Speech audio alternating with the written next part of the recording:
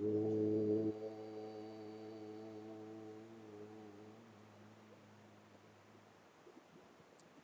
Nama Srishtham Manamapi Shachi Putramatra Swarupam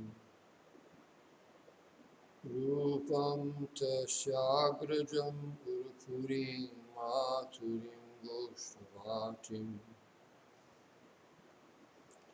Radha Kundam Girivaram Maho Radhika Madhavasam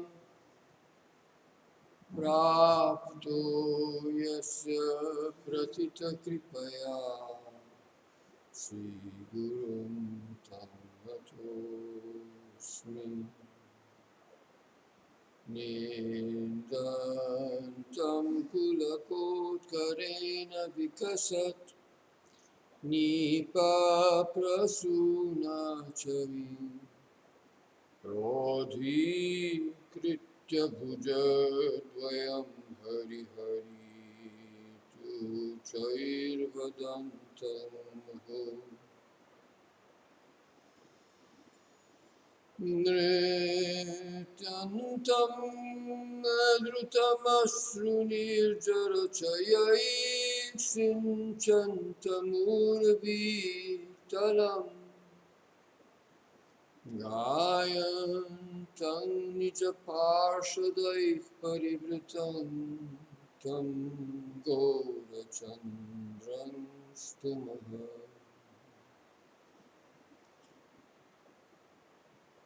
Ali Paripalita Pravalita Sanandamalokitaha Pratyasam Sumana Falodaya Vidho Samodamamoditaha Brindaranya Bhuvi Prakasha Madhura Sarvati Shai Sriya Radha Madhavayo Pramodayatu Mam Ulalasa Kalpa Drumaham Radha Madhavayo Pramodayatu Mam Ulalasa Kalpa Drumaham Radha Madhavayo Pramodayatu Mam Ulalasa Kalpa Drumaha Jaya Rupa Sanatana Bhatta Raghunath Sri Jiva Gopala Bhatta Das Raghunath Choy Gosair Kuri Charana Bandhan Jaha Huite Vignana Shabhista Puram Hare Krishna Krishna Krishna Hare Hare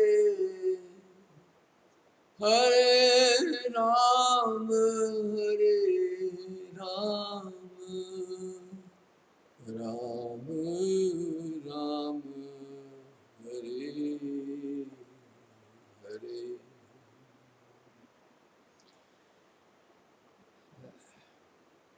I pay my obeisances to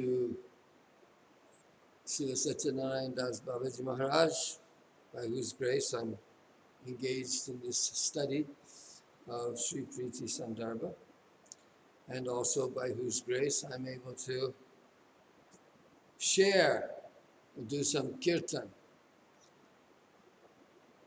Sravanam Kirtan. So been doing a lot of Sravanam, but it kind of gets clogged up inside.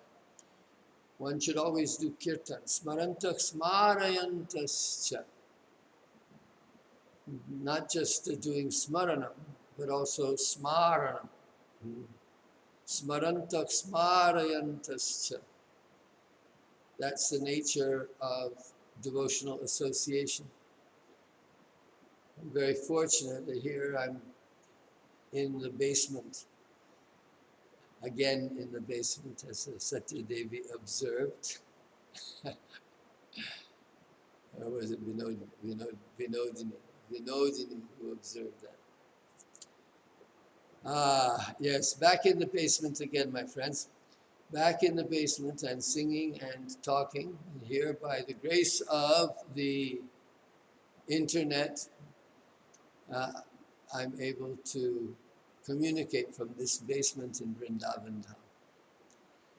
So I've been in basements for a long time, but a basement in Vrindavan Dham is obviously something special. So that's by the grace of Srila Satyanarayan Das Babaji. I'm eternally blessed to have had his friendship and guidance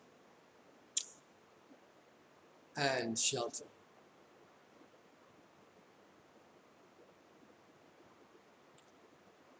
So we're progressing along here, and we're kind of coming now to the point, right? So I think I explained a bit yesterday, or in one of the recent lectures, that there's been a long discursus, a long sidebar in this anuccheda, because the real subject was about Krishna as those who can't see Krishna. Well, the thing is that the point about this thing is who can see Krishna. It's this chapter on who can see Krishna, who doesn't see Krishna, who does see Krishna. What are the characteristics of someone who does see Krishna? And so on, all these things were touched upon. So now we come back to the kind of the starting point, or at least one very close to the starting point, where he was saying, who are the ones who are unqualified to see Krishna? That even though they see Krishna, so the expression was there, pasyantopi na pashyanti. Pasyantopi na pashyanti. Even seeing, they don't see.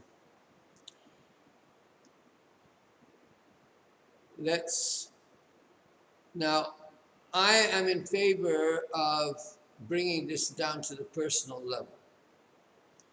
And of course, it's very hard not to do that. It's almost inevitable that that's what will happen. Krishna was present as the avatar, but he's present now also. Is it not so? The one, it says, one of the earlier anucheds was saying there that Krishna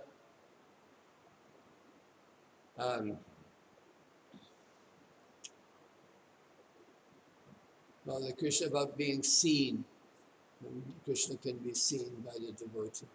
There's external and there's internal sakshatkara. So that was the subject, sakshatkara. We got to sakshatkara via mukti. And explaining the nature of devotional mukti. At any rate, so now he came and said, who doesn't see Krishna? So the point I'm getting at here is that I'd like to bring it to the personal level. So it happens to us. Krishna is present everywhere. He may not be the avatar right now, but what do you know? The Guru is Krishna. The Guru is Krishna. The Guru can pop up anywhere. The Guru can speak through the mouth of a child. The Guru speaks through the mouth of a prostitute. The famous story that Lala Babu, he heard the fishermen calling out that it was evening time, there wasn't much light left, and it was time to pull in the nets. And the word net in Bengali is, of course, the same as entanglement. So he heard that, and he said that he heard the Majis, he heard the fishermen shouting to each other. He was just by the Ganges, sitting there, meditating. Perhaps it was even at the... Lala Babu was the grandson of Ganga Govinda Singh. Ganga Govinda Singh was the great Vaishnava of the great donor of the Vaishnavas in the 18th century. And he spent a great amount of money to build a temple on the site of Chaitanya Mahaprabhu's birthplace. So for a short time, for less than a century, there was a temple there that eventually fell into the sea, into the Ganga, on account of flooding. But I think that this time that Ganga Govinda Singh was sitting by the Ganga. I'm saying Ganga Govinda Singh, that wasn't his name. His name, but he was something Govinda Singh. Anyway, he was known as Lala Babu, Krishna Das Lala Babu, because he took Bek, he became a Babaji in Vrindavan. He came in Vrindavan, spent tons of money, built the temple there by the Rangaji. I think his temple is even older than the Rangaji temple.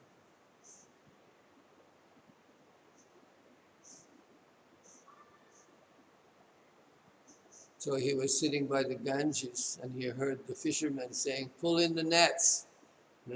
It's evening time, there's not much light left." And what he heard was, "Death is not far away.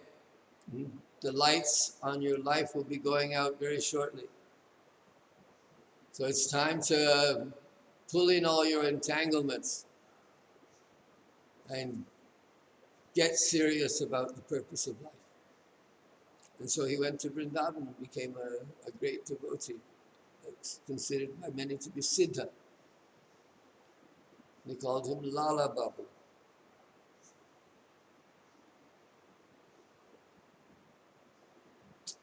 All right, so let's get back to the Priti Sndarbha. This is 7.10. We're getting to the end of our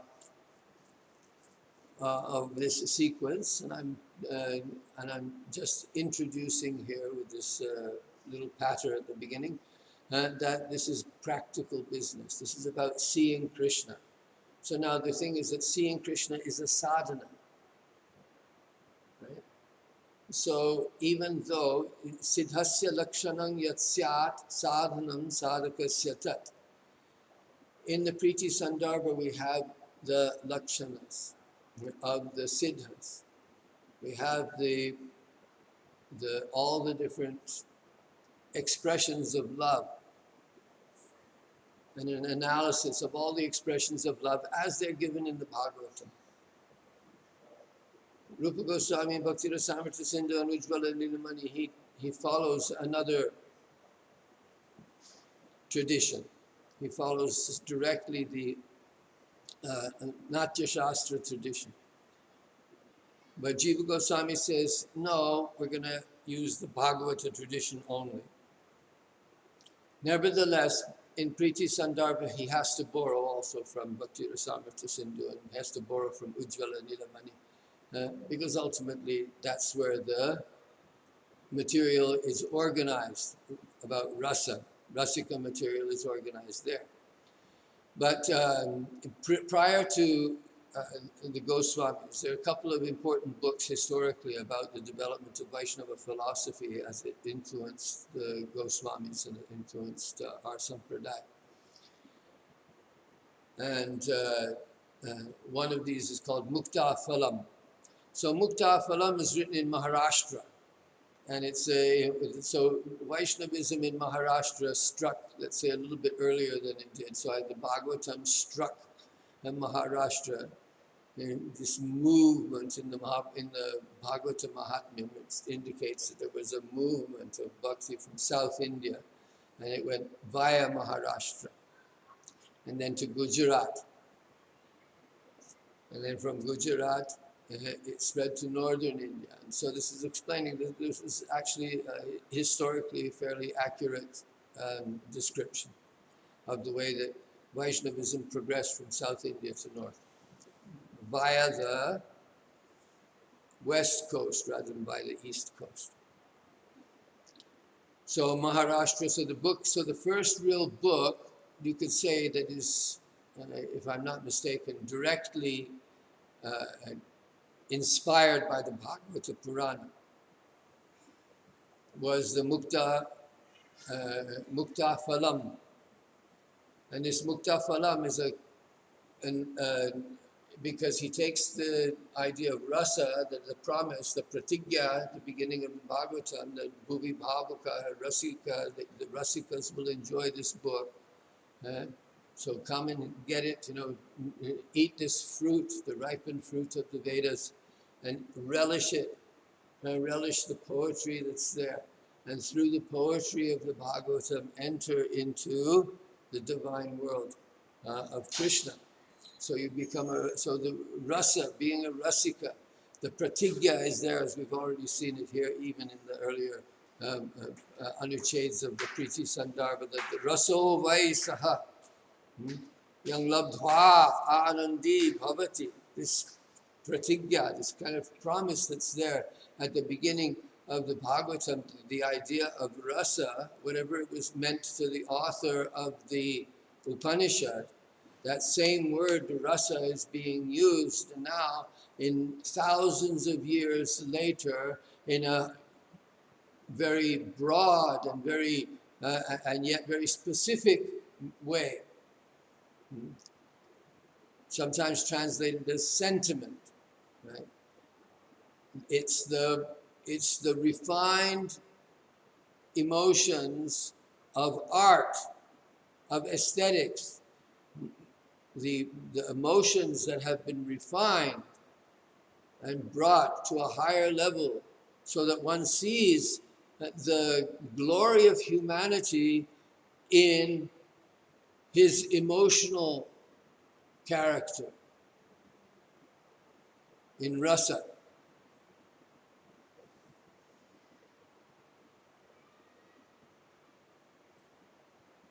So all these things are going to be explained in Priti Sndarbha. But for the moment, let's see that the point I'm dancing around here is that the idea of seeing Krishna. I'm not a believer in the seeing of Krishna, that it's a one-off thing. I believe that seeing Krishna is a gradual thing, that the manifestation of Krishna's power to reveal himself comes incrementally.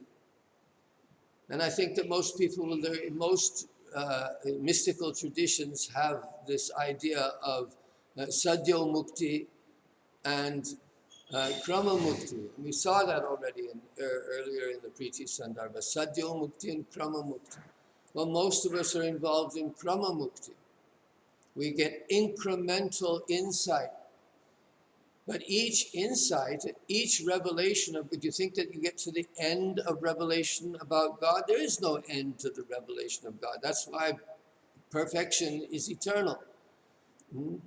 The perfection is to seek the glory of God, and to seek the glory of God because the glory of God has no end, because the glory of God is infinite. One continues endlessly to discover new glories, and this constant discovery of new glories is called rasa.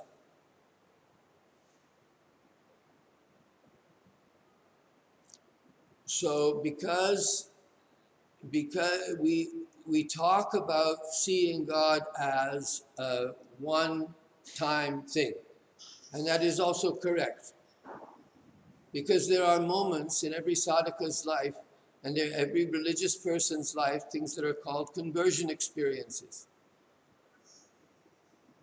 So conversion experiences, now I'm noticing that there's a lot of these conversion experiences online.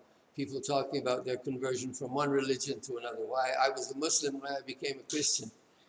And even just somebody sent me, I was a Hare Krishna Vaishnava sannyasi, and now I've become a Christian. So he's giving his reasons why he converted. So he had some kind of conversion experience. So conversion experience, there's different kinds of conversion experiences. Some are more intellectual, and some are more Saint Paul on the road to Damascus types of things, where a sudden light appears. Saint Paul, he hears the voice of Jesus saying, "Why do you persecute me?"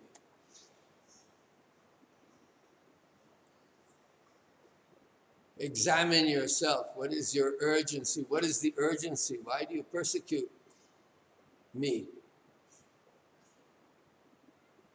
And perhaps St. Paul had already been thinking. Perhaps he'd already been dwelling. Perhaps he'd already been reflecting. Why am I doing this? Why is my heart so filled with hatred that I have to go and I have to try to persecute those who follow this Jesus person? What am I afraid of? What ill nature, what presence of demons in me obliges me to behave in this way? And when he heard that voice, poof, conversion experience, right? So sometimes that's for those who have these major kinds of conversion experiences, it's very hard to shake their faith. Though if you don't have a good story, right? If you don't have a good story of how you came to Krishna consciousness, if something didn't happen, if there wasn't some kind of, for myself, I remember very strongly that I was being shuffled around by God without my having the slightest say in anything, that I was being just gently pushed from one place to another, and it culminated in Krishna bhakti.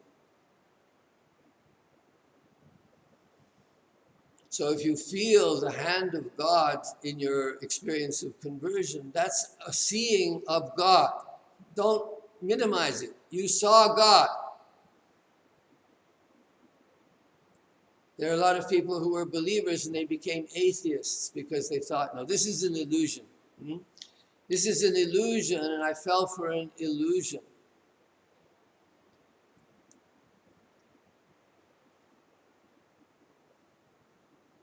But there was definitely something. There was definitely something. For instance, well, I've been watching more videos than I should have been. Thank God I'm making my own videos now, because now I watch myself more, which is not such a bad thing, really. I've often hesitated to observe myself.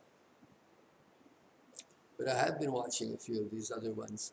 I'll perhaps comment on them some other time. But for the time being, let's go on with our story here. So the place is just to make the point that I'm making, this introductory point, that when we talk about seeing Krishna, we are talking about our lives as sadhakas as much as we're talking about some perfected ideal that's off in the future.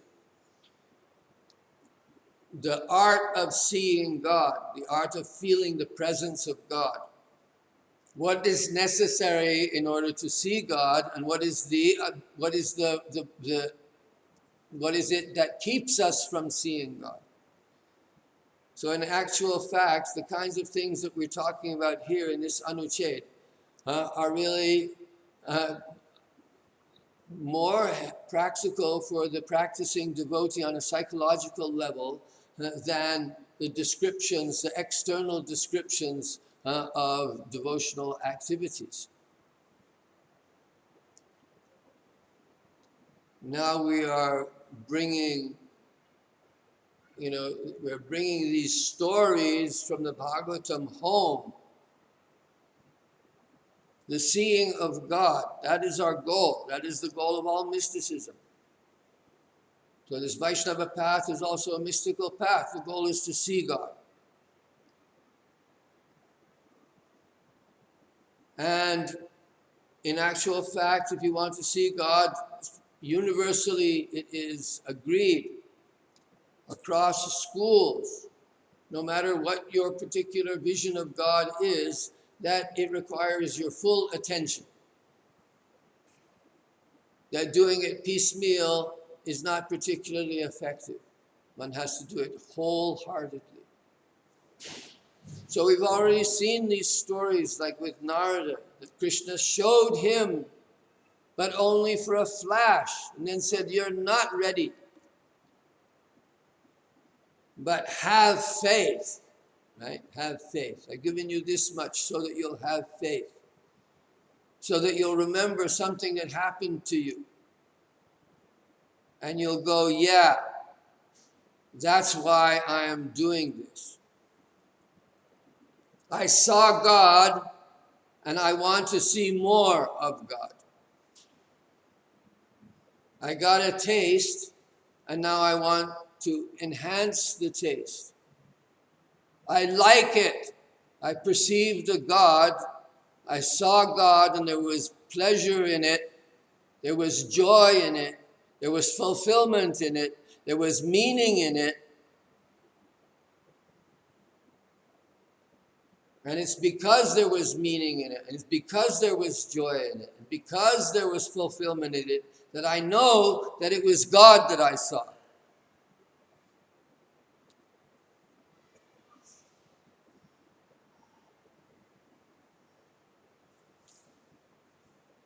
So now the problem is, so now I'm saying that this is practical, therefore. So you go back and you read this 7th anuccheda with that in mind. So now he's talked about different kinds of seeing Krishna. But now what we're talking about is the ones who can't see Krishna. And now Jiva Goswami is going to explain 4 kinds of persons. He's actually already talked about 2, and we mentioned them at the end of the last reading. So he says, "Tadadveshinaha cha dvividha. Eke saundaryadikam grihnanti tatapi tan madhurya grahanat tatraiva aruchya dvishanti yatha kala yavanadayaha." All right, so now this is the what he's really asking here. Why would people hate Krishna? They can't see Krishna. Krishna is right in front of them, but they can't see him. They don't see what he is at all. They see, this first kind, what they do is they can see that he is beautiful. They can see that he has all marvelous, that he is an ocean of virtue. But they're envious, and so when they see it, so they don't. What they see is something that they're in competition with, and that they don't like the fact that they're being outshone by Krishna.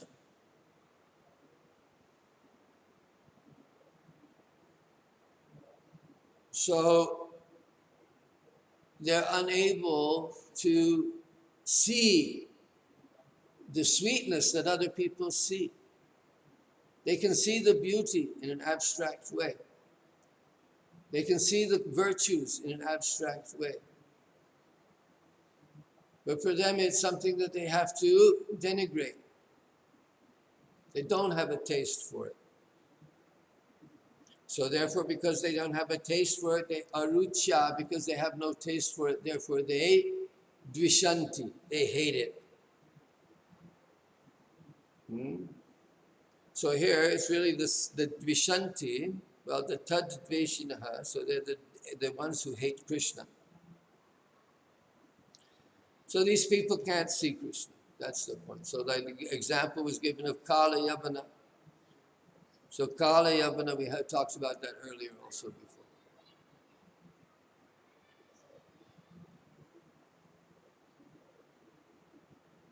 So anye tu vaikrityam eva pratiyanti tatodvishanti yatha malladayaha.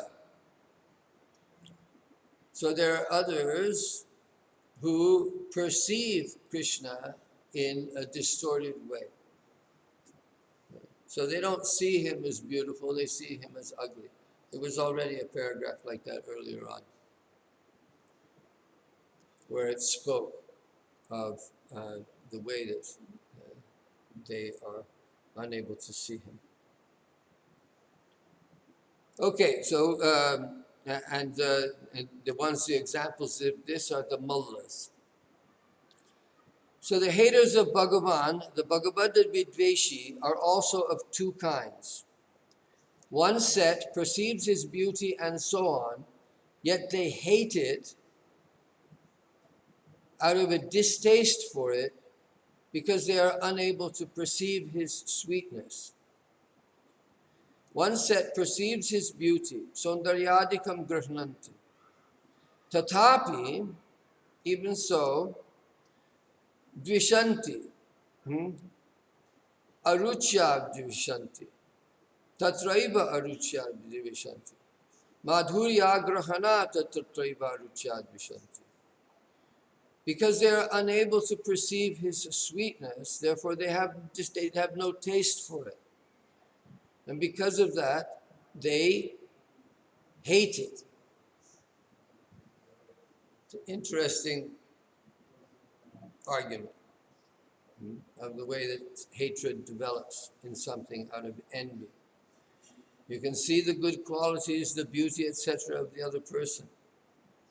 But because you don't look at it from the point of view of someone who likes it favorably, who is enchanted by it, who sees it as an object of attraction, but sees it as a competition,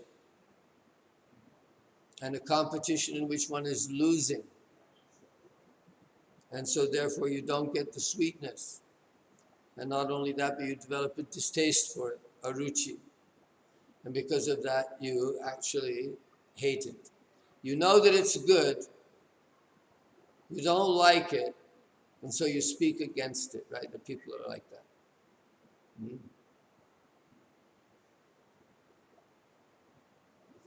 So that's one particular kind of envious person who can't see Krishna. And the other kind are the ones who see Krishna in some kind of distorted way, like the wrestlers. So, what else have we got?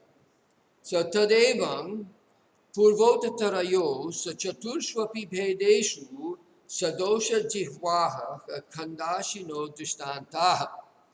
So now here we have kind of the tying in of the loose ends from this anuccheda.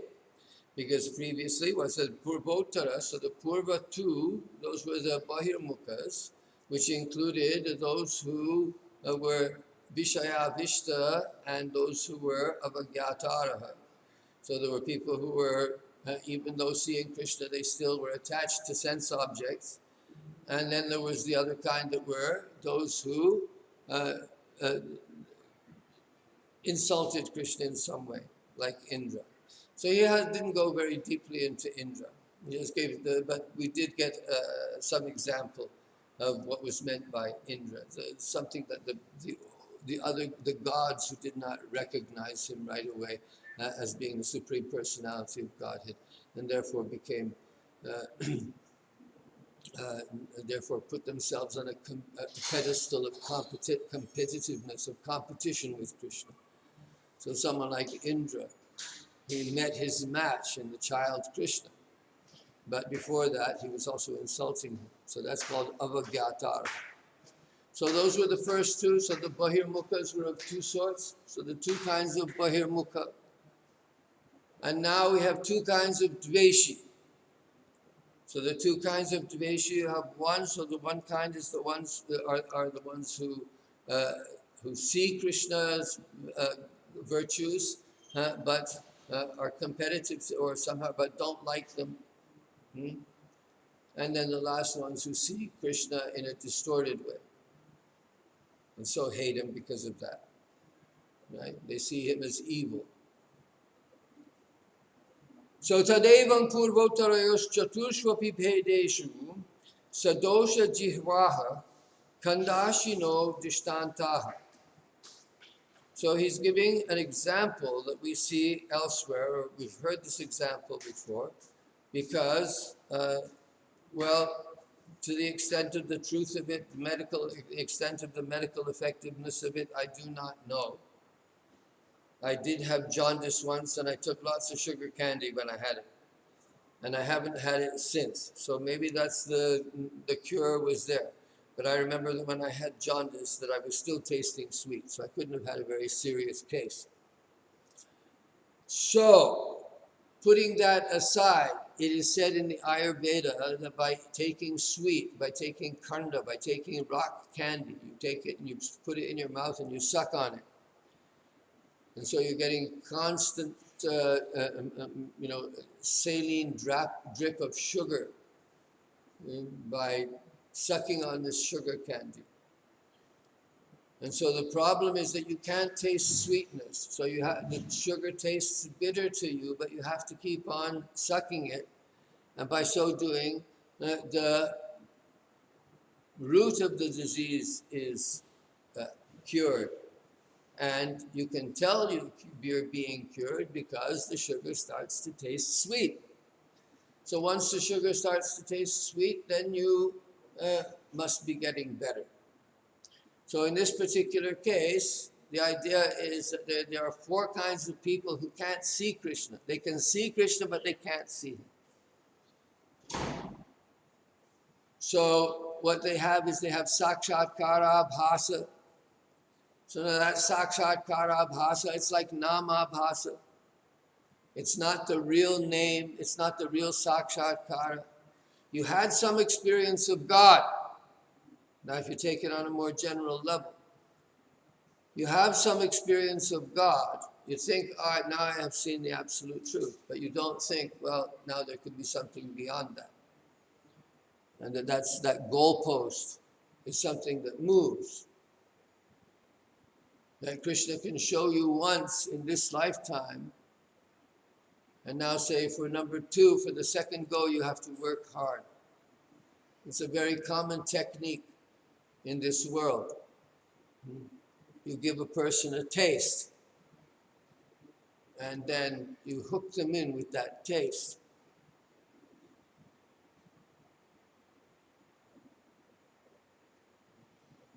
So, what is going on? So we're talking here about this is the drishtanta is being given. You have four kinds of person, and so you have four kinds of people who are affected by this disease, where they can't taste the sweet, where it's called pitta roga. So this is what we call jaundice. Here we're calling it pitta. Pitto patapta rasikasya rochika anu. Rupa Goswami has written a verse like this in Upadeshamrita. Sri Krishna Nama Charitari Sitapya Vidya Vidyo Patapta Hridayam Rasikasya Narochika Anu Pitto Patapta Rasikasya Narochika Anu. The tongue can't taste it. Doesn't taste pleasant because one has the disease, the pitto patapta rasana. Your tongue has been affected by bile, and by the secretions of bile, sweetness tastes bitter. So in narochikanu, you have no taste for Krishna's name. You have no taste for Krishna, hearing and chanting about Krishna. You don't have any taste for bhajan.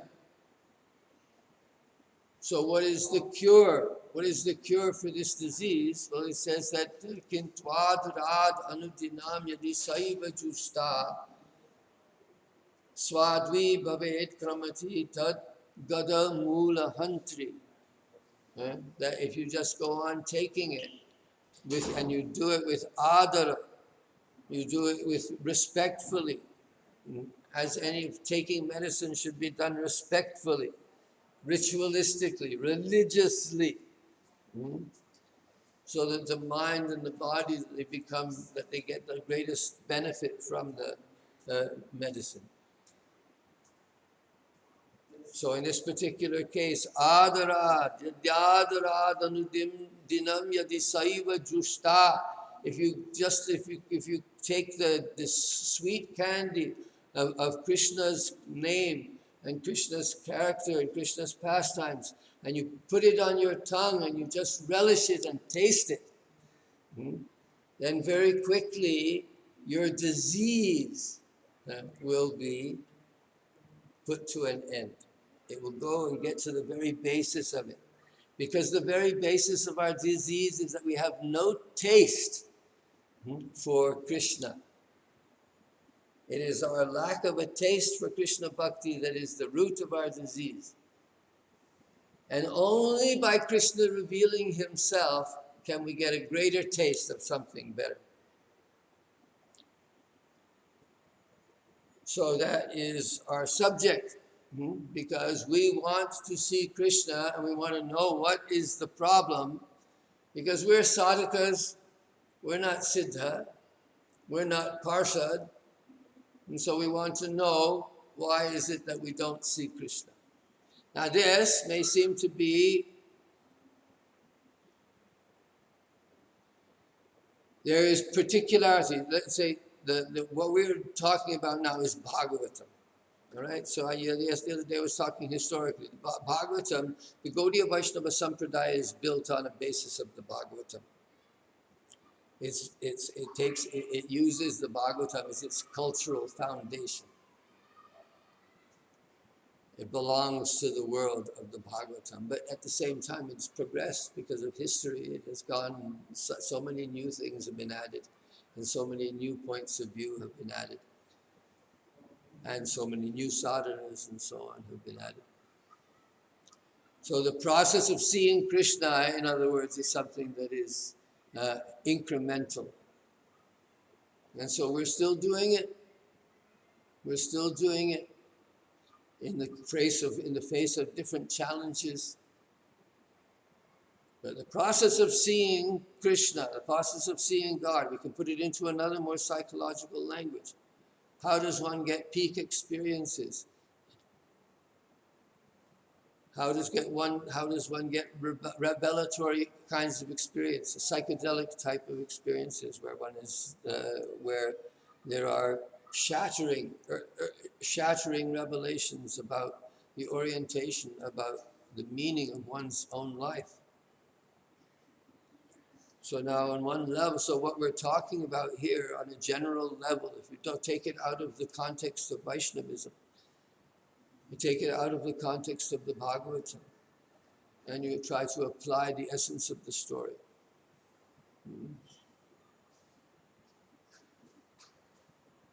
So we are getting rules for sadhana. The sadhana is how to see Krishna.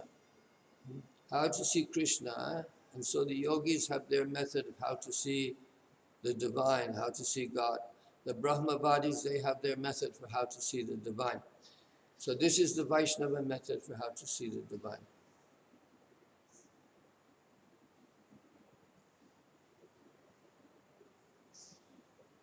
But in terms of general rules, the general rules apply on a broader scale.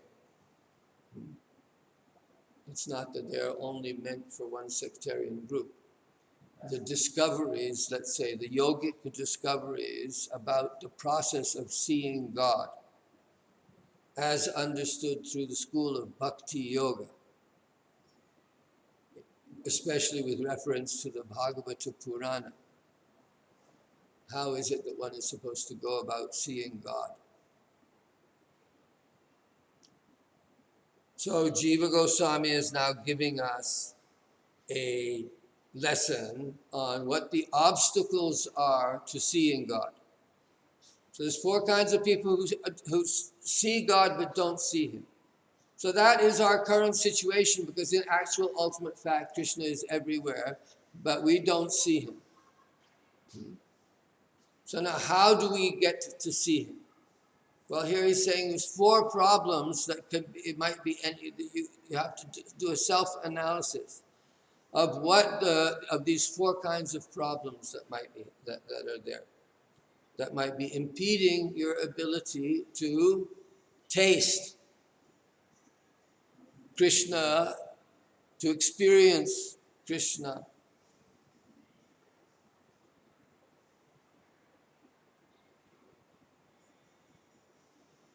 So they have no taste. So we have these four types of people. So now they're being compared to people whose tongues have been affected by jaundice. So there are degrees. So this is a question of degrees. So there's a 1, 2, 3, 4. The last group, those are the most serious case. The earlier groups, they're the less serious case. So the least serious case, eke hi pitta vata jadosha vantas tas aswadam na grahnanti kintu sarvadram avadhaya navajananti. These are the people who go along with the crowd. So everybody's saying how great Krishna is. So they're kind of going, meh, I don't get it. What's the big deal? This Krishna guy, yeah, you know. They're the ones who, like with the Shamantaka story, they're the ones who go with the flow. When the politics started changing, when there started to be some pulling and pushing in the court, then there were some of those people who said, yeah, you know, maybe they got a point there. Like Krishna, you know, I never really liked him all that much anyway.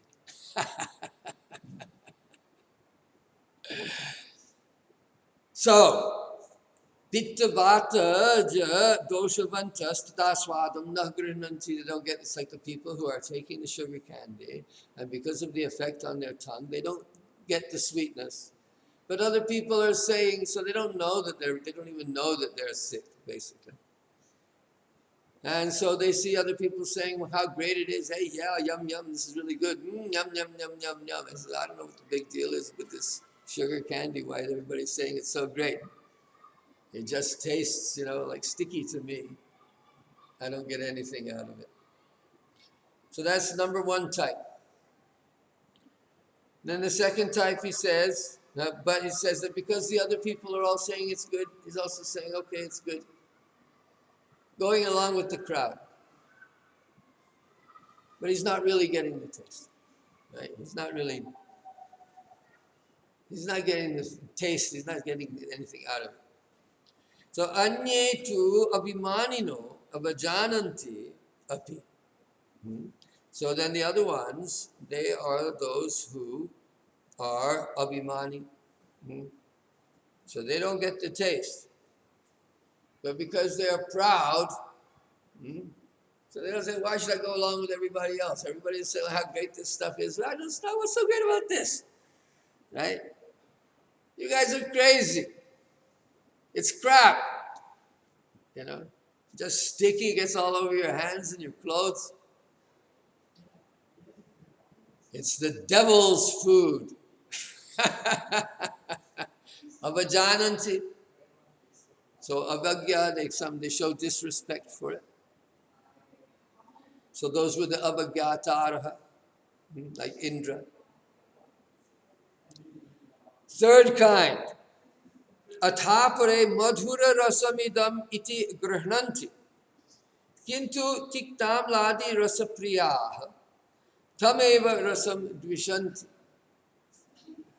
So there's some people who recognize the madhura, the sweetness, the beauty and so on, or the sweetness of the candy. But because they themselves are favorable to other tastes, like the bitter, tikta, people like neem leaves, chlorella, tikta, amla, sour. So these tastes normally, you need to mix them with a lot of other stuff in order to make them edible, to make them palatable. But there are some people who like tikta and amla and don't like sweets. It's very true. So the sweetness of Krishna's beauty, the sweetness of prema dharma, the beauty of Krishna bhakti, the beauty of braja, it's not revealed to everybody.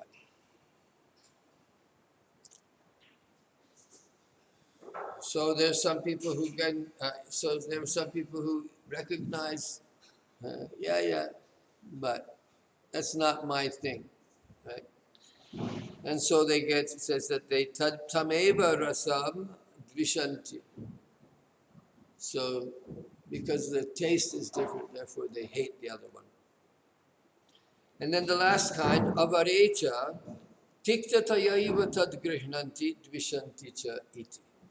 So the first one, they see it as already, they see it as bitter.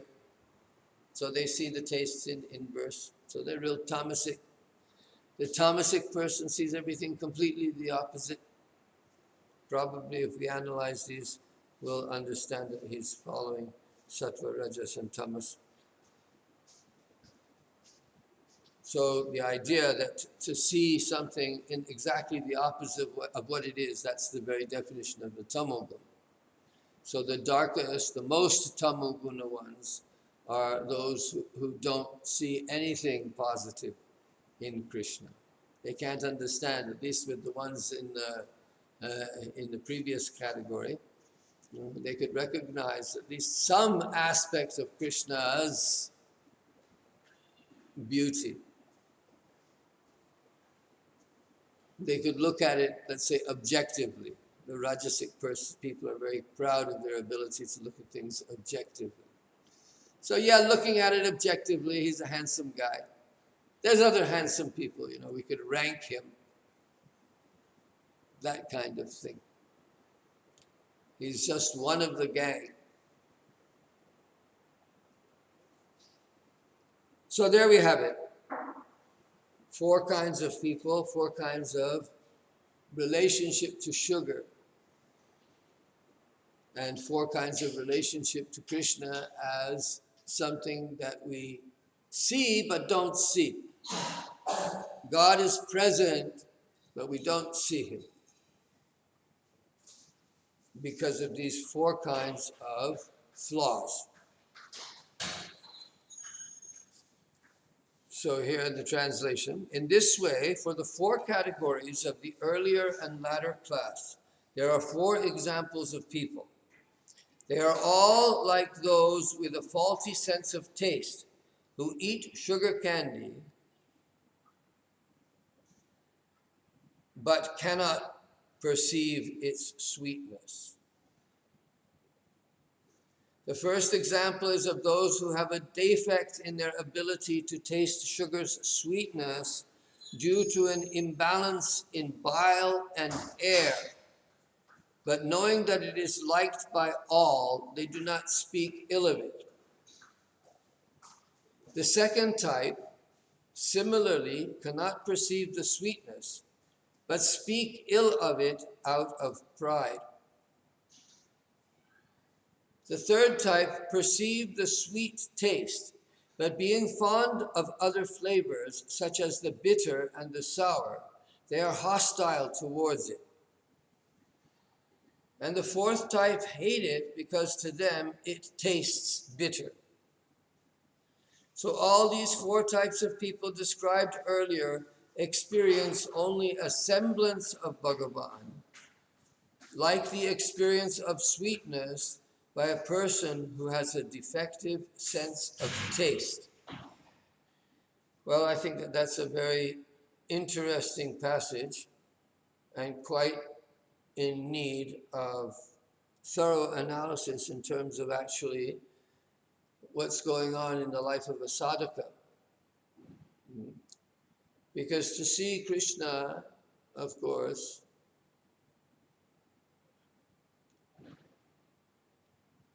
is done, we've already seen, through certain activities, of which hearing about Krishna, and hearing, of course, about sadhana, that we get that opportunity to hear about sadhana. So here, we're getting some insight into kinds of character in relationship to God. Why people don't believe in God, why people are atheistic, why they have no taste for bhakti. So we're looking at it more from the point of view of taste, So why don't they see? Of course, if you say talk about seeing, there is a certain intellectual aspect to it as well. But there's also something about the having a fundamental distaste for bhakti, a fundamental distaste for serving God. The concept itself is problematic.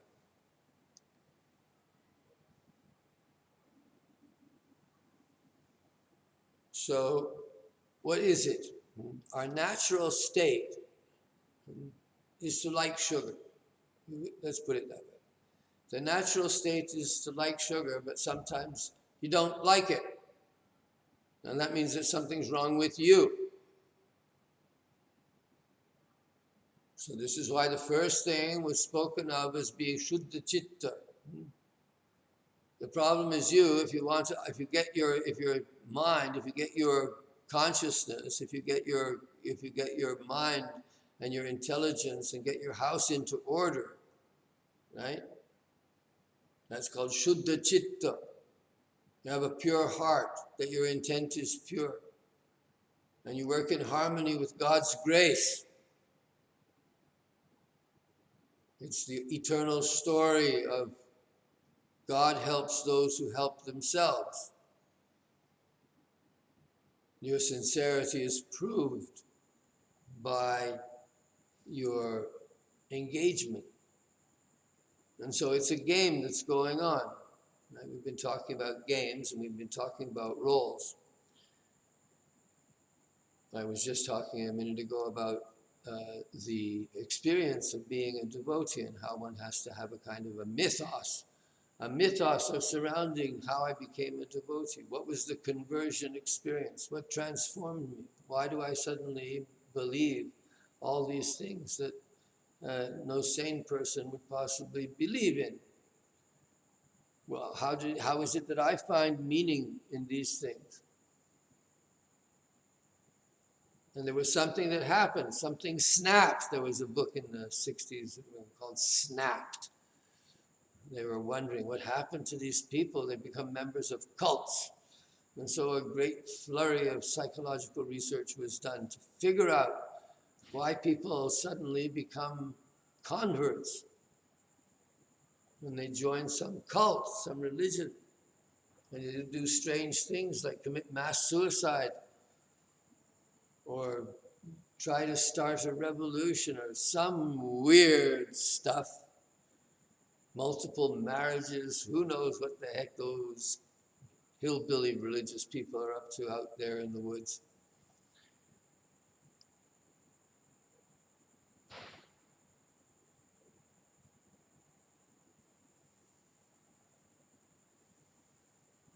Okay, so of course that was not very kind.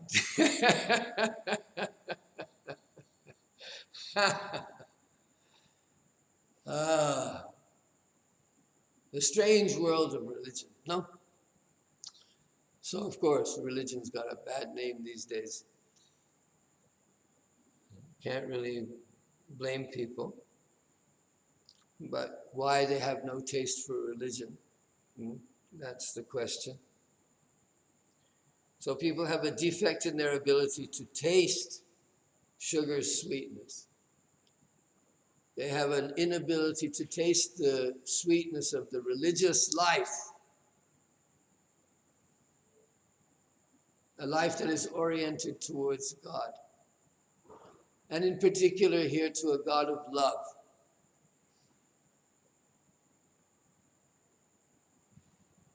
So these are all fairy tales, utopia, nothing worse than a utopia. Utopias always go bad.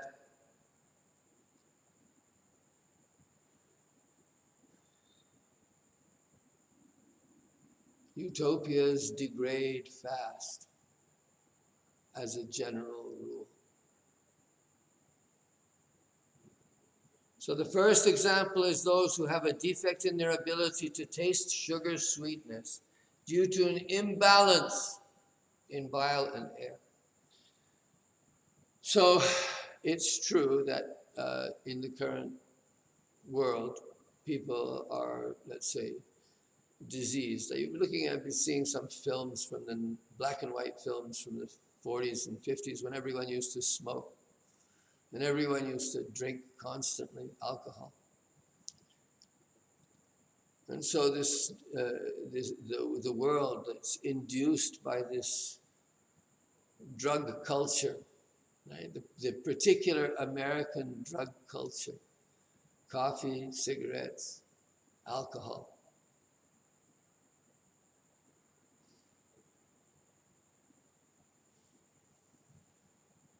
And all those other features of that very strange foreign culture. All right, so they don't have a taste for the life of bhakti.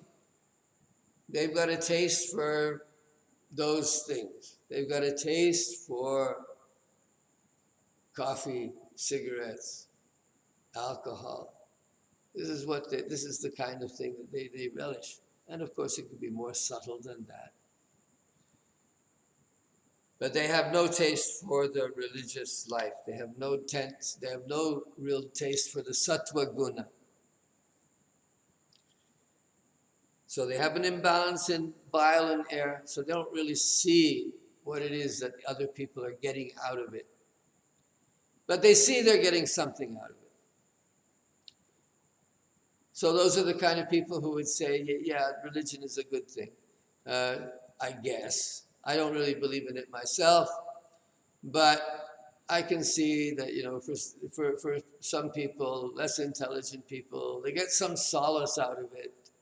It's like Marx said that it's the opium of the masses. It's the opium of the people.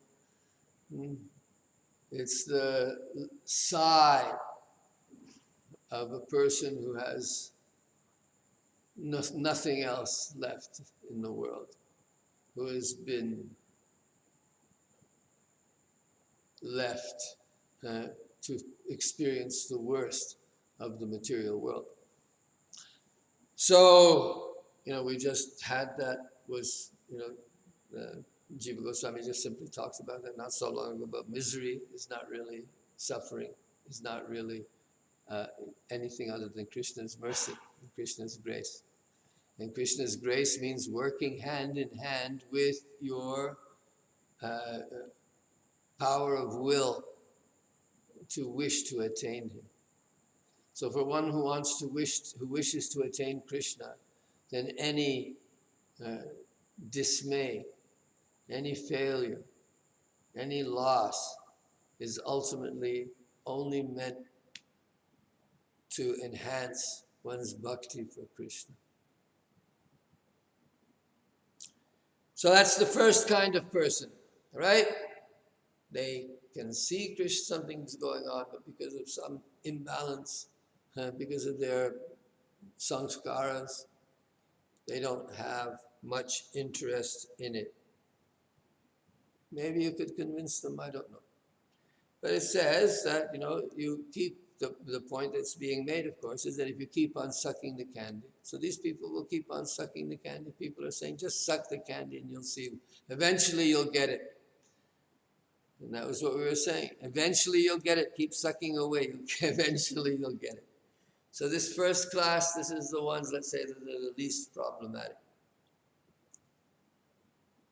In the second batch, they similarly cannot perceive the sweetness, but speak ill of it out of pride. So now I'm kind of, these are called bahirmukhas. So it kind of seemed to me that they would be dvaishinaha. But at any rate, they can't perceive the sweetness. So that's kind of interesting. They can't perceive the sweetness. So Indra is the example, right? They speak ill of it out of pride. He could see Krishna's power. He could see that everyone was being influenced by Krishna. And eventually when Krishna held up Govardhan, then Indra's pride was shattered. And he had to come to Krishna and bow down before him and give him due recognition. So in the beginning, he had insulted Krishna. He hadn't recognized who he was. It's like a person who gets some kind of a revelation and resists it. And sometimes resists it so greatly. Perhaps like Paul on the road to Damascus might be an example of that.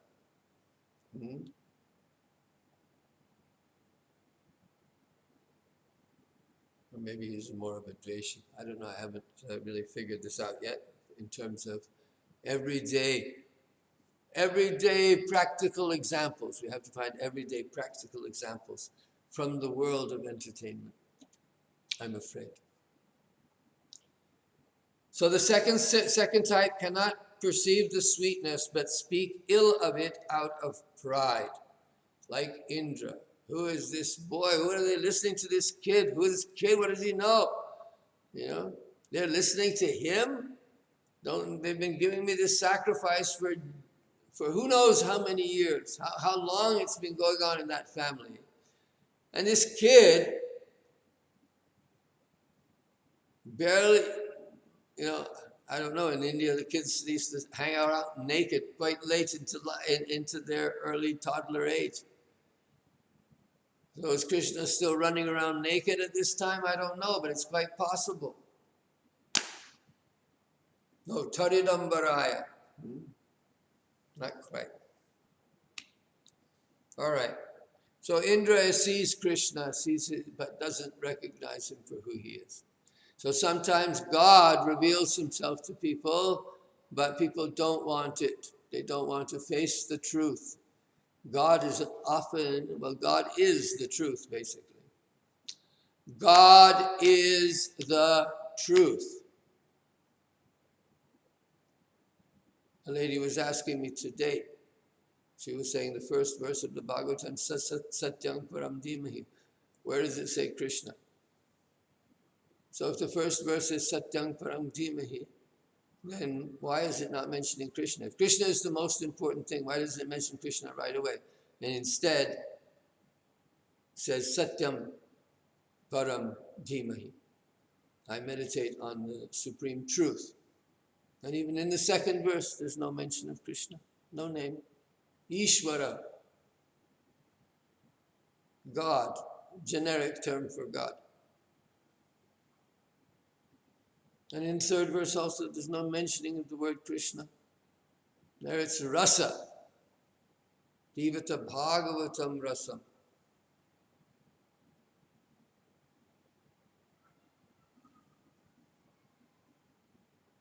So, language like that is to show us that underneath the myth, there are certain eternal truths at play. It's not to say that Krishna is not Bhagavan. It's to say that this is what we're talking about, Satyam. And what we want to present to you is that Krishna is the Satyam. But now if Krishna is the Satyam, then I have to ask, how is the Satyam? Does this mean that when I encounter the Satyam, I'm encountering Bhagavan? Is there the proper answer to that? Well, a person might think that he's found the truth, but quite often we find that there are shallow truths, and then there are deeper truths. And often the garbage and the hatred and all the stuff comes out when we find these shallow truths and haven't gone any further into the question.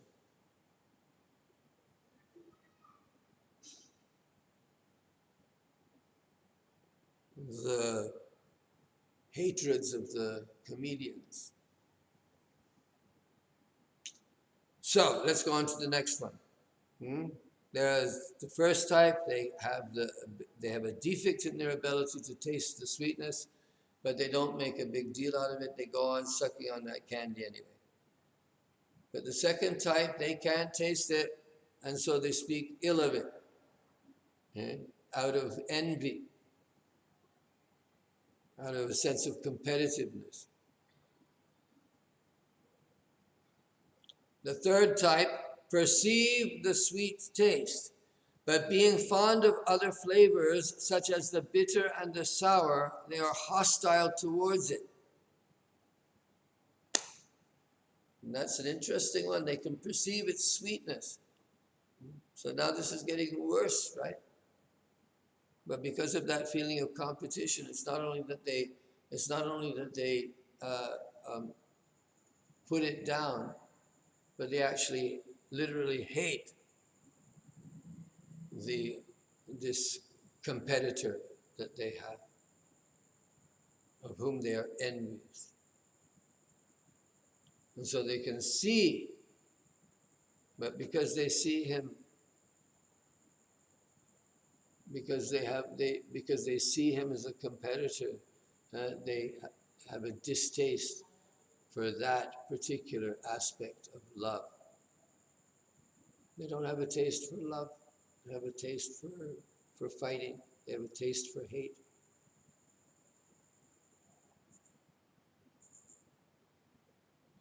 And then the last ones, they see God as bitter. They see him opposite of what he actually is. And I can understand every one of these things intellectually. But we're not talking so much about intellectually here. We're talking also about proclivity.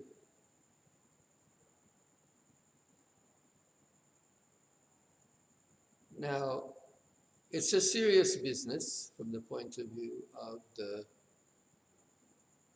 Jiva Goswami, I would say. And he wants people to be able to taste the sweetness of God. The eyes are not the first things to see God. We taste God first.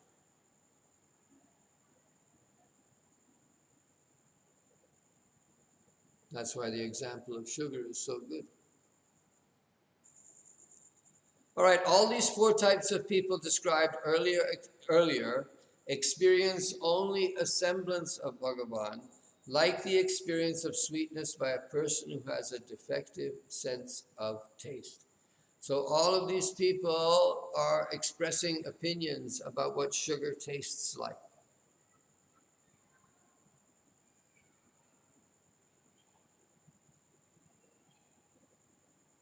And the sicker they are, the more inimical they are towards the very taste of sweetness. So sweetness here is Priti. Because to see Krishna, you have to have Priti. And to want to see Krishna means Priti.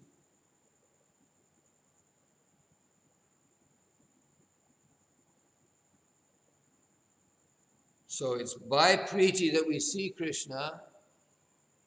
It's Priti that is the natural state of the senses in Krishna Bhakti.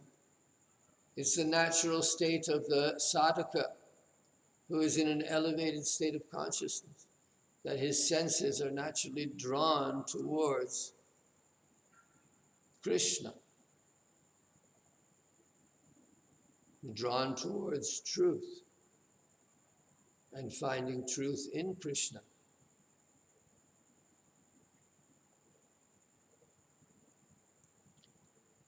So teshang bhagavata swabhavanubhava sacha yukta eva jnana bhakti shuddha pritya bhavena satchit anandatva paramaishwarya paramamadhurya lakshananam tat swabhavanam grahitum ashakyatvat. Teshang, so these four kinds of people. Bhagavata swabhav anubhavascha yukta eva.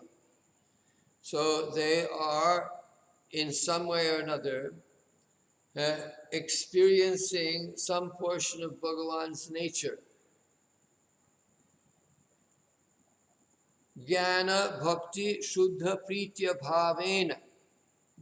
Because of the lack of priti, of pure priti, combined with jnana and bhakti, So we've got three, put these things all in there. Jnana, bhakti, and shuddha priti. That all three of these things are absent. So because of it, sat chit anandatva paramaishwarya paramamadhurya lakshananam tatsvabhavanam grahitum ashakyatvat. Well, I think that's quite good. Because Satchit Ananda, so I've here Jiva Goswami has very nicely shown the equation. Sat, Chit, and Ananda. So Jnana is equivalent to Sat, existence. Bhakti, on the level of Sambandha Tattva, is Chit, it's Jnana, it's Jnana Misra Bhakti. It's consciousness, it's the appropriate consciousness, the appropriate knowledge in relationship to the supreme truth. And Ananda, of course, is Priti, because God is love, so the realm of love, that is Ananda. So we talk about Satchit Ananda. So for the Vaishnava, Satchit Ananda can only exist in the personal God, because only in the personal God can there be love. And so this full flowering of love is the full flowering of Ananda. So that Satchit Anandatvam depends on the Jnana, Bhakti, and Priti, Shuddha Priti, these three aspects of sadhana bhakti, let's say. So in that Satchidanandatva, he has Parameshwarya and Paramamadhurya Lakshananam Tat Swabhavanam Grahitum Ashakyatvat. They are not able, because of this lack of priti, this lack of bhakti, this lack of proper jnana, they are unable to take, they are unable to perceive those characteristics or those qualities or those manifestations of God that are related to his supreme divinity as well as his supreme sweetness. So when we use that word sweetness, it means intimacy. So divine intimacy, Parama Madhurya. So Parama Aishwarya, Parama Madhurya, we have seen this already. The two sides of the divinity. The side of his divine glory is the external portion, and the internal portion is the intimacy of God in the most human way of exchanging love. The most perfectional way of exchanging love. So those swabhavas, they are unable to experience them. They are not able to take them. Their senses are not capable of even perceiving those things. Not as they are. There's something that's coming in between them and that seeing. And as we said before, in the Krishna Sndarbha also, it was stated that that's not even Krishna really. It works both ways. Their not seeing means that he is not there being seen. Kind of a interaction of subjective and the objective. The perception of reality on the basis of one's subjective state of being. That even any set of facts, any set of data will look the same.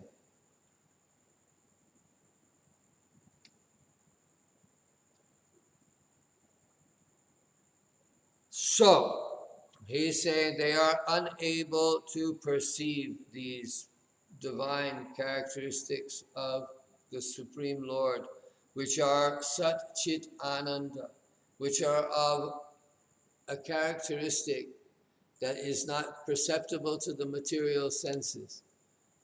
The material senses are incapable of grasping this transcendence. It belongs to another realm of knowing, another dimension of knowing.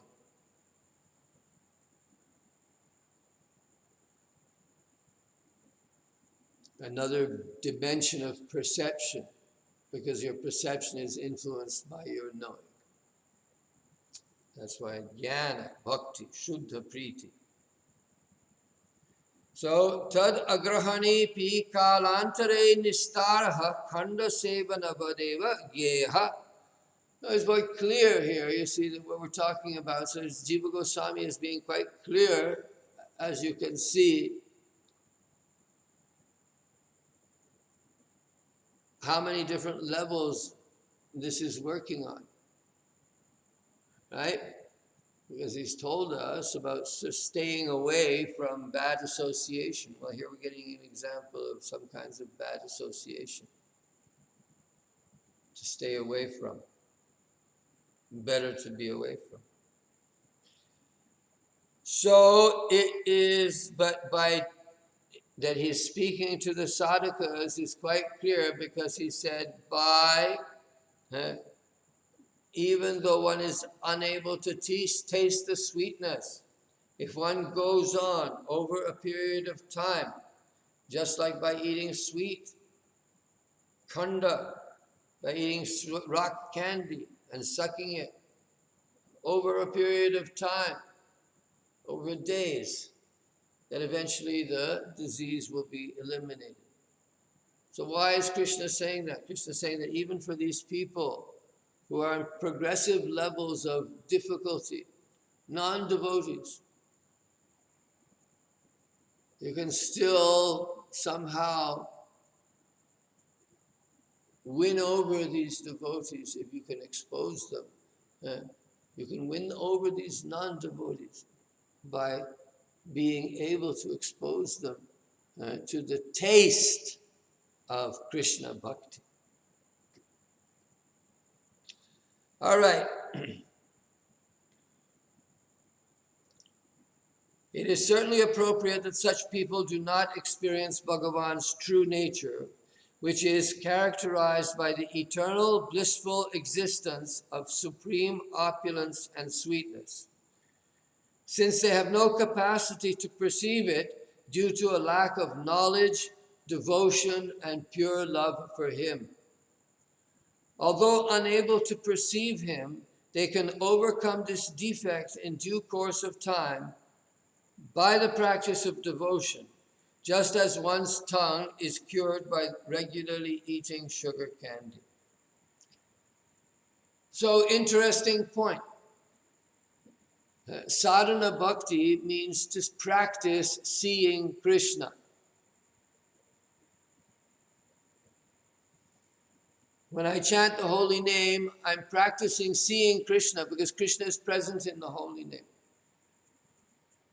So I practice seeing Krishna by chanting. I practice seeing Krishna by meditation. And I practice seeing Krishna by talking about Krishna,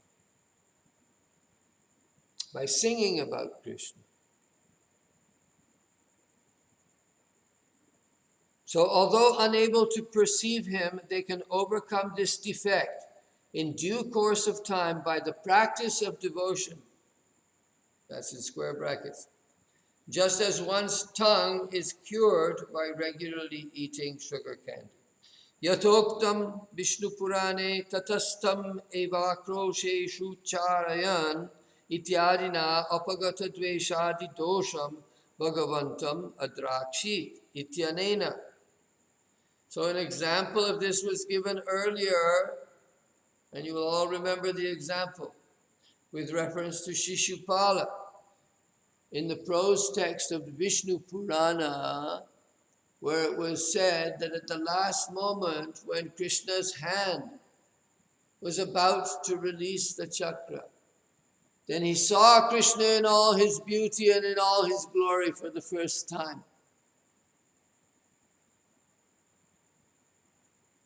And that was equated with Jaya and Vijaya, whichever one it was, Jaya.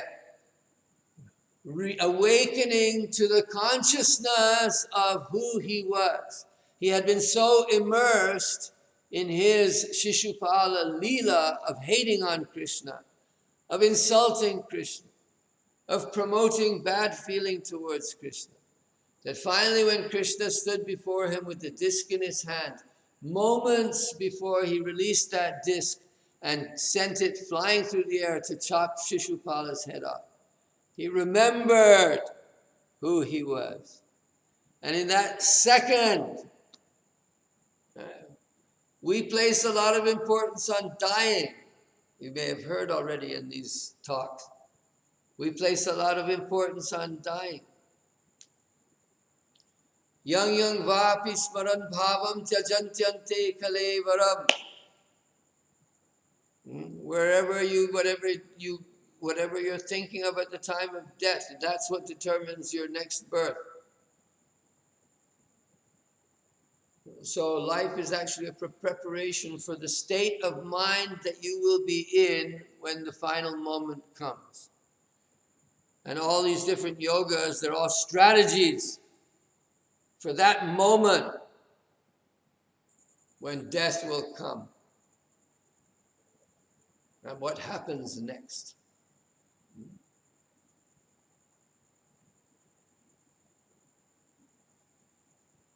So in this particular case, Shishupal, he was totally immersed in this hatred of Krishna, playing that role to perfection.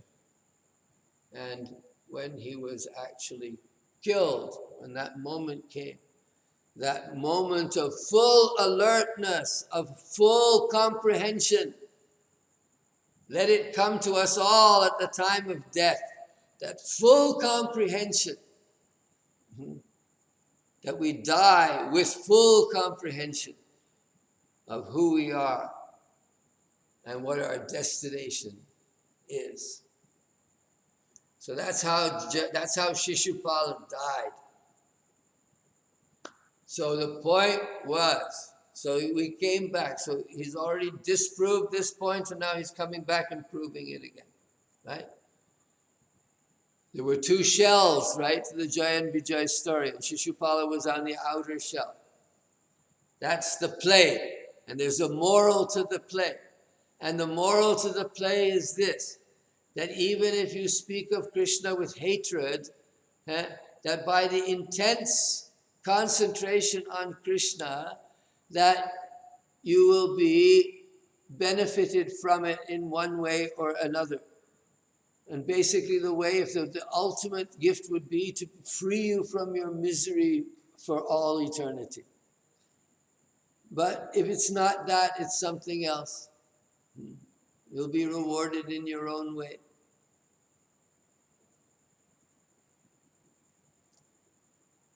But with Shishupala, he hated on Krishna so much, he was constantly thinking of him, constantly envious of him.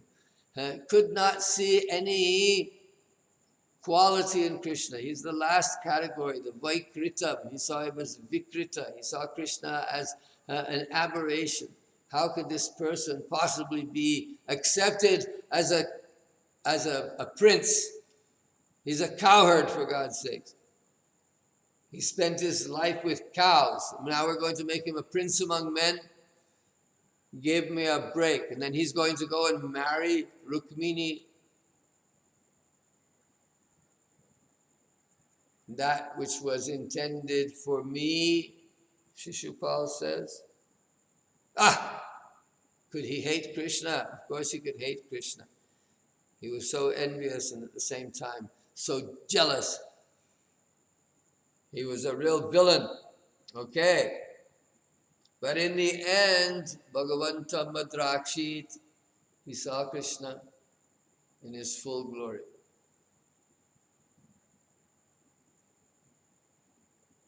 Saint Paul on the road to Damascus is the famous Christian example.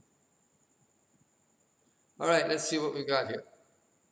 So having explained the two types of Bahirmukhas in sections 7.5 to 7.9, Srila Jiva Goswami turns to the two kinds of Vidveshi or haters. The difference between them is the first type are able to see Krishna's beauty and other such qualities, but because of hatred, they cannot appreciate it. While the others perceive him in a distorted way, seeing negative qualities where the devotee sees virtues. The example of the first type of Vidveshi is Kala Yavana. When he attacked Mathura, Krishna decided to run away and allure him to the cave in which King Muchakunda was sleeping.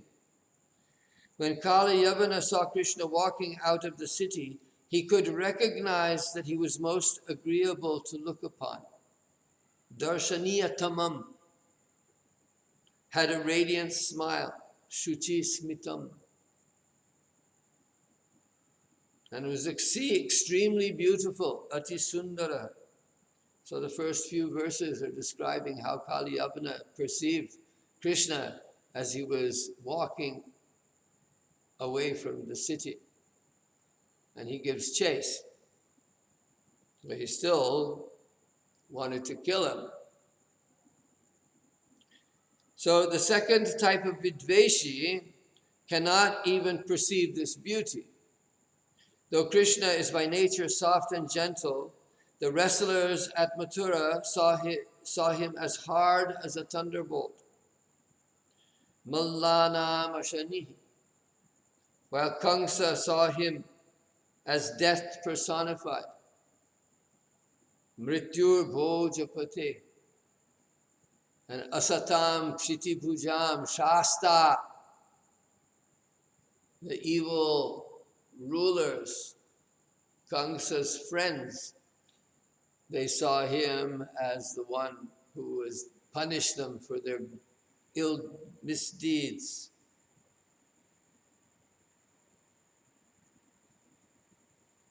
So Kamsa and Malla, they fall into this category of Vidveshi.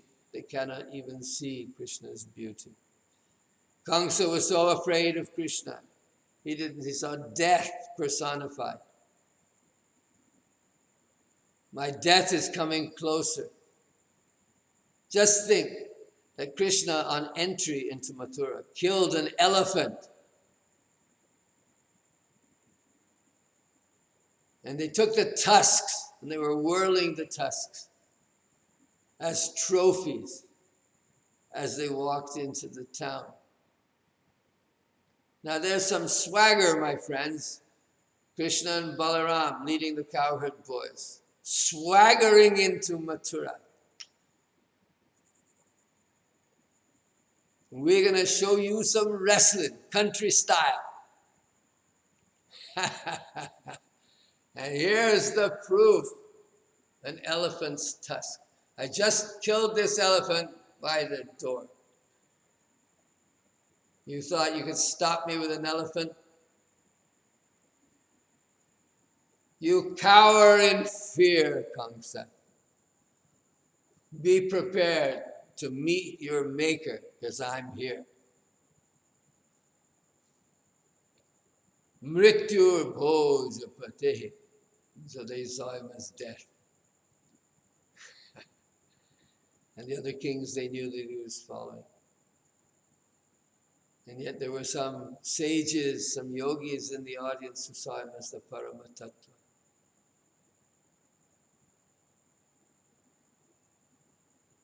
Magnificent verse, and very much an important theme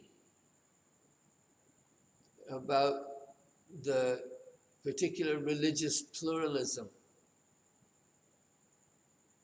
of Vaishnavism and indeed of Hinduism. Everybody is seeing differently. No two people see the same. That's what it means to be an individual.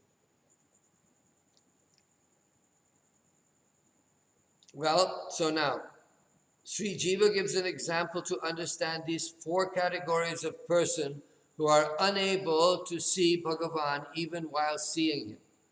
When a person is sick with jaundice, he loses taste for sweet things. Depending on the intensity of the disease, these sick individuals fall into four categories. The first are those who themselves cannot taste the sugar candy, but do not despise it, since they can see that many others relish and praise it. The second class are those who are very proud and envious. They cannot taste sweet candy, but they despise it precisely because many others do relish it. The third category can taste the candy but have no liking for it because they are attached to the sour and pungent flavors. The fourth group tastes the candy as bitter and hate it for that reason. No one in these four classes is able to relish its sweetness. Thus, their tasting is as good as not tasting. Similarly, non-devotees belonging to the above categories do not really see Bhagavan even when he is present before them. Present before them how? Present before as the deity form in the temple.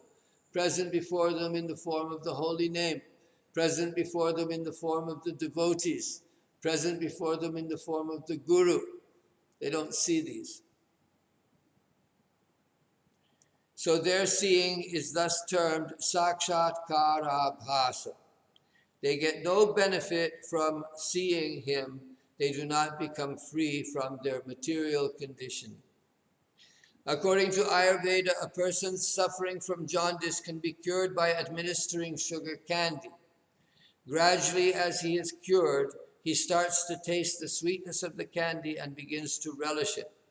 Similarly, by taking to devotion to Bhagavan, especially the chanting of his names and avoiding offenses, one gradually becomes free from the disease of aversion to him and begins appreciating his qualities. This, however, is not possible unless one has faith in the words of Shastra. Faith comes by associating with qualified devotees, satsanga, hearing them and rendering service to them. The Srila Rupa Goswami has written a nice verse summarizing this idea.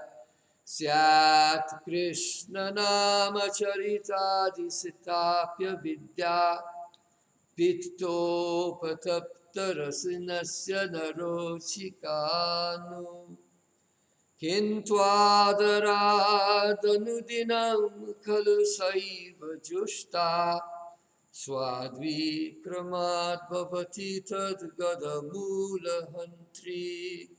The sweet candy of Krishna's name and pastimes are not delectable to the tongue that has been afflicted by the bile of beginningless ignorance. Nevertheless, if one faithfully and reverently daily applies these to that very same disease, the tongue, then gradually they become relishable, for that is how one removes the very root of the malady. That's how it is done. Okay. Jai Jai Sri Radhe, Jai Jai Sri Radhe, Jai Jai Sri Radhe Shyam.